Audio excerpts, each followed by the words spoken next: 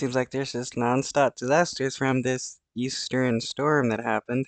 Left off last night, that violent but slow-moving storm that was working its way up the East Coast when we came on the air, packing near hurricane-force winds, toppling trees and power lines. Today, that destructive weather system reaching into New England, bringing thunderstorms, flooding rains, and at least one confirmed tornado. In all, 600 storms reported across the nation yesterday, making it the second most active storm day of 2023, claiming lives in Alabama and South Carolina. Fierce wind gusts in Maryland left 33 people trapped in cars for hours, pinned in their vehicles by toppled power lines. Today, airlines playing catch up after 9,000 flight delays and 1,800 cancellations.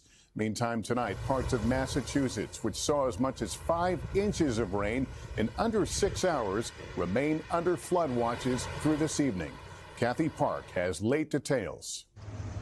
Tonight, a confirmed tornado touching down in Massachusetts, leveling trees and damaging homes. Other parts of New England underwater, with flash floods stranding drivers and swallowing parked cars.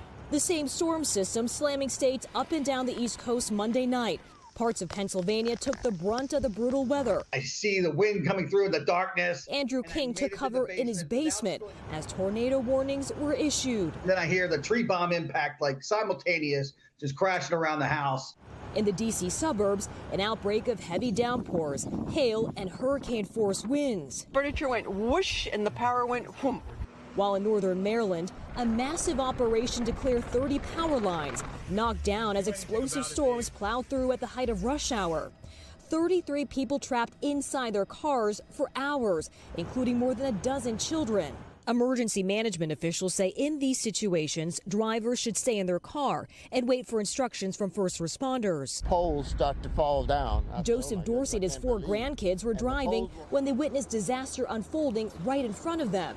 They managed to get out of harm's way just in time. The sheriff's office came through telling drivers not to get out of the car. What's the biggest takeaway from all this? That it's a miracle. I couldn't believe the poles were snapping the way they were. The poles were just snapping like they were twigs. And the dangerous wave of severe weather turned deadly in the south. Lightning struck and killed a man in Alabama. In South Carolina, a falling tree killed a 15-year-old. There's going to be a tree on a garage there advising a child been trapped in the garage.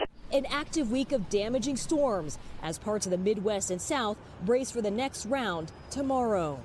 And Kathy, cleanup efforts still underway in parts of Maryland tonight.